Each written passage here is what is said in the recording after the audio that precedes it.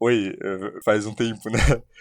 Pois é, faz quase 2 anos que o último barra primeiro vídeo saiu. Muita coisa aconteceu e eu devo algumas explicações, mas pra não poluir esse vídeo com isso, eu vou lançar amanhã um vídeo de esclarecimento certinho. O que importa é, eu voltei e agora eu vou tentar lançar pelo menos 2 vídeos por mês.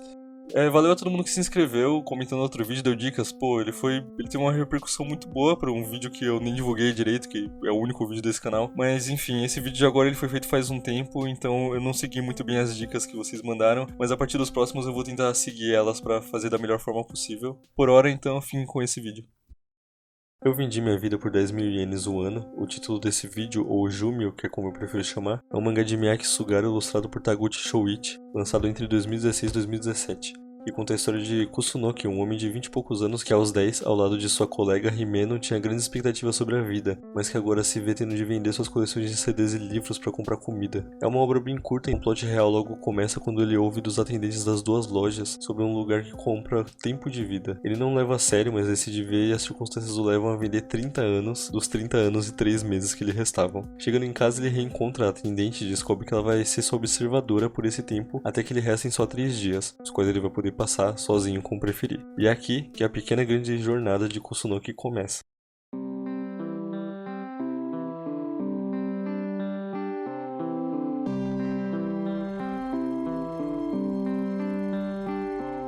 Na época da escola, o tema "Quanto vale a vida humana" já foi discutido em uma aula. Kusunoki era bastante egocêntrico e deduziu que sua vida valeria uns 3 bilhões de iene fácil. Que surpresa ele teve então quando após os cálculos identificaram que seus 30 anos valiam só 300 mil, isso é, 10.000 ienes por ano. Ele questiona os critérios do preço e é dito que o cálculo se baseia em sonhos alcançados, contribuições sociais, felicidade e tudo aquilo que ele não conquistou nos últimos anos. Agora em casa ele monta uma lista de coisas pra fazer, já que ele não tinha nada em mente porque nunca teve que pensar nisso até então. Miyagi, a sua observadora, faz alguns comentários sobre suas anotações e ele parece se incomodar com a intromissão dela. A relação deles é bem ruim a princípio. Fora dos planos de sua lista, um dia Kusunoki se reencontra com um antigo amigo. É nesse evento que descobrimos que Miyagi é invisível para todos que não são observados. O amigo chega e tudo parece bem, até que o cara demonstra alívio ao saber que Kusunoki não desenha mais. Não sabíamos que ele desenhava, mas a descoberta vem através dessa pessoa, que parecia repudiar as artes dele. O motivo não é explicado, mas Kusunoki fica puto, taca um copo na parede e sai. Mais cedo, ele havia pedido para Miyagi que o contasse como seriam os 30 anos que ele vendeu, e ela disse que nesse tempo ele viraria alcoólatra, sofreria um acidente de moto e ficaria debilitado. Viveria o resto da sua vida sozinho e esquecido. Por mais chocante que seja, ele recebe tudo isso bem e se anima para os 3 meses que lhe restam. Em casa, em outro dia, ele decide escrever um testamento que torna-se uma carta para a garota de seu passado. Isso lembra de algo da época da escola, uma cápsula do tempo que ele e seus colegas fizeram. Ele decide buscar, mas vamos voltar um pouquinho.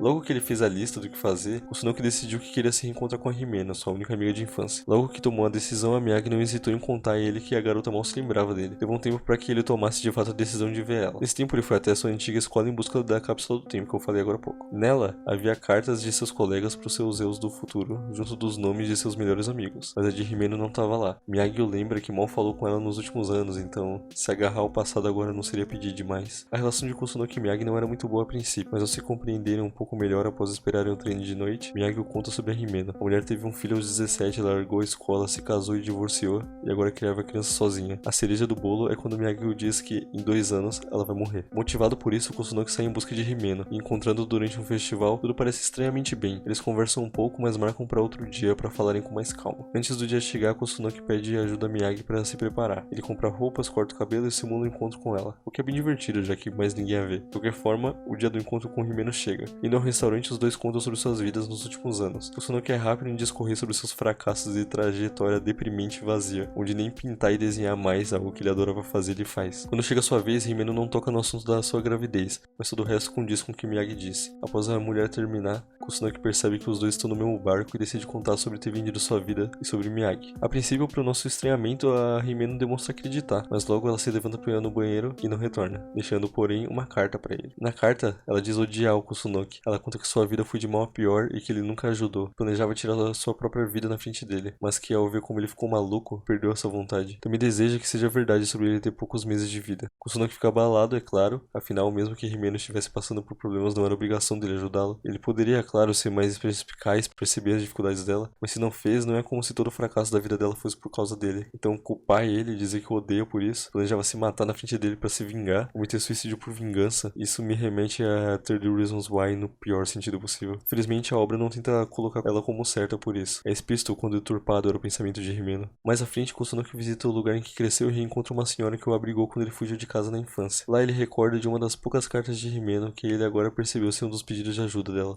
Ele lamenta não ter percebido antes, mas meio que aceita que agora já foi e não tem o que fazer. Depois de todo o conflito com Himeno, da carta dela, não seria inesperado que a trajetória de Kusunoki tomasse um ar mais melancólico. E isso quase acontece, não fosse por um fator.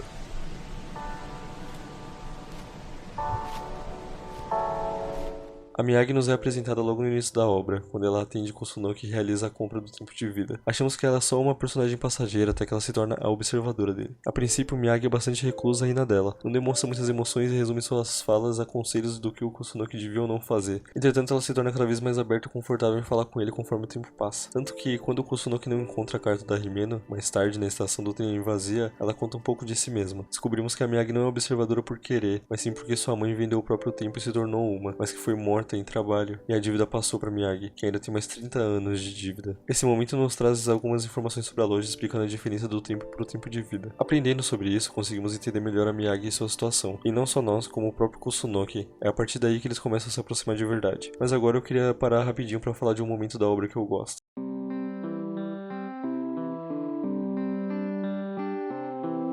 Após os ocorridos com a Himeno, quando a relação de Kusunoki e Miyagi evolui e eles mais ainda começam a prestar atenção um no outro, algo bastante incomum nos é apresentado. Kusunoki revela ter um estranho interesse em máquinas de vendas. Por algum motivo ele gosta muito e decide começar a tirar foto delas. Ele decide que é isso que ele quer deixar depois de sua morte. Fotografia simples, mas com certo significado a mais por trás delas, mesmo que só pra ele. By the way, depois de uma conversa com o cara do estúdio de revelação em que ele conta sobre Miyagi, ele a fotografa, mesmo sabendo que ela não aparecerá, porque não importa, ele sabe que ela tá lá. E agora enfim, vamos falar de um elemento importantíssimo da obra.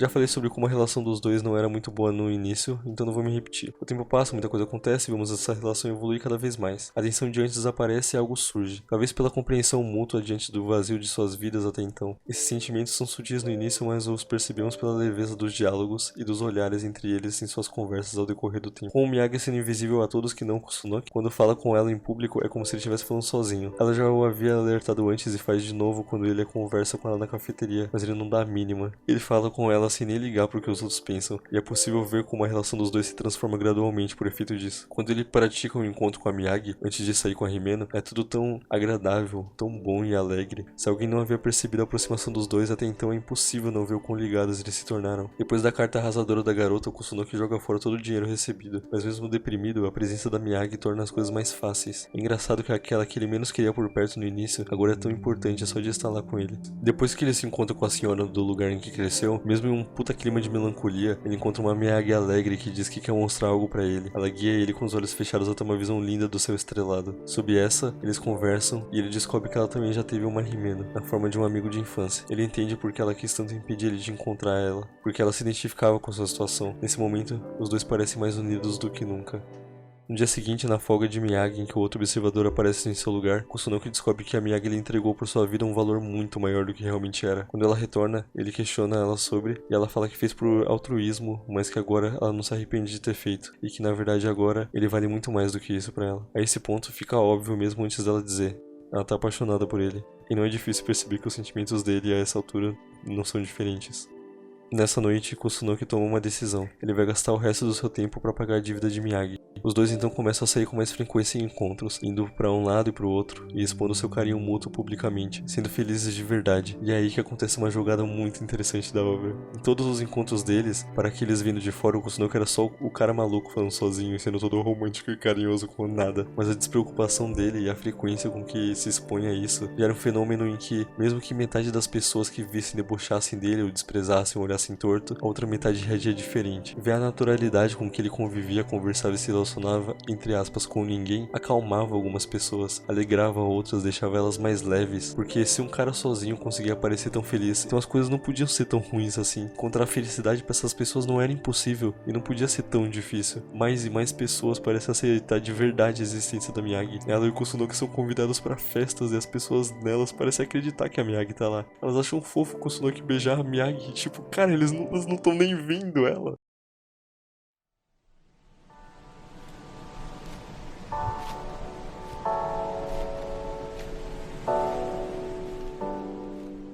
Os últimos 2 capítulos são bem dramáticos, como já se esperaria. Depois de influenciar tantas pessoas com sua excentricidade, fica claro que o valor de tempo de vida restante do Kusunoki seria bem maior do que o de antes. Ele quer vender o resto do seu tempo para pagar o que der da dívida de 33 anos da Miyagi, mas ela obviamente não quer isso. Ela ama ele e quer ficar com ele por esse último mês. Ele pede para ela esquecê-lo, mas não é tão simples assim. Essa altura é impossível, a Miyagi nunca conseguiria esquecer ele. Mas ainda assim, na próxima folga dela, Kusunoki volta para a loja e vende seu último mês, ficando com 3 dias, o limite mínimo. Antes, ele queria ser eterno, deixar sua marca no mundo, mas agora ele só quer livrar a pessoa que ele ama do fardo que foi posto sobre ela sem que ela nem pudesse escolher. É incrível o quanto essa decisão é egoísta e altruísta ao mesmo tempo.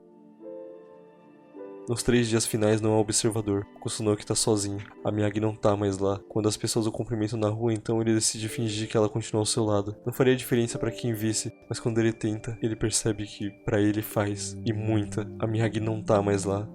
Mas será que ela realmente teve? Será que ela sequer existiu? Será que tudo isso de venda do tempo de vida realmente aconteceu? Ou será que foi só uma fórmula de escape da sua própria mente, tentando tirar ele do buraco que ele estava 2 meses antes? Quando questionam sobre ela, ele diz que brigaram, mas quando ele se vê como tá, vazio, sem a Miyagi, sozinho de novo,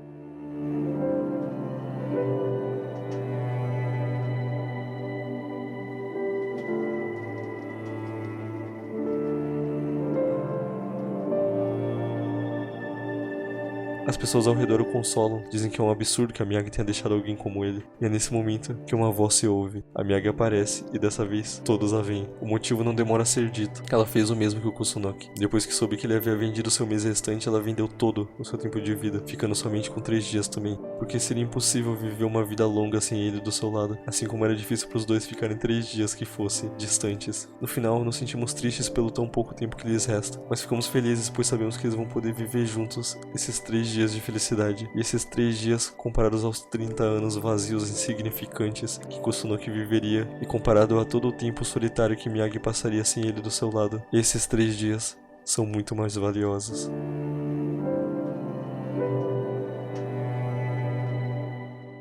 Opa, narrador aqui e obrigado por ver esse vídeo. Jumi é uma obra muito importante pra mim e por isso eu quis que ela fosse o tema do meu vídeo de retorno. Se você gostou do vídeo, te convido a se inscrever no canal, que eu pretendo fazer mais desse tipo, dessa vez de verdade.